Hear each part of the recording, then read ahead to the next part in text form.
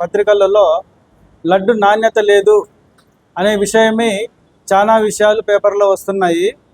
ఈ చాలా ఘోర అపచారం అన్నమాట. ఈ శ్రీవారి లడ్డు అంటే కలియుగంలో ప్రతి ఒక్కరూ మహా అద్భుతంగా స్వీకరిస్తారు. ప్రతి మతస్థులు కూడా తిరుమల ప్రసాదం అంటే కళ్ళకు అద్దుకొని స్వీకరిస్తారు. అటువంటి ప్రసాదాన్ని దానిలో ఆవు పంది మాంసం, పంది కొవ్వు ఇటువంటివన్నీ కలిపి దాంట్లో నాణ్యత లేకోకుండా తయారు చేసి చాలా అప్రతిష్ట పాలు చేశారు. ఇది విదేశాల్లో కూడా తిరుమల ప్రసాదం అంటే అంత పవిత్రమైనది. అటువంటి దాన్ని తిరుమల క్షేత్రంలో వివిధ మతస్థులంతా చేరి తిరుమల పవిత్రని చాలా చెడగొట్టినారు. అందువలన దేశంలో హిందువుల మనోభావాలు చాలా దెబ్బతిన్నాయి. దాని గురించి దేశవ్యాప్తంగా విశ్వ హిందూ పరిషత్ ఆందోళన చేపడుతున్నది.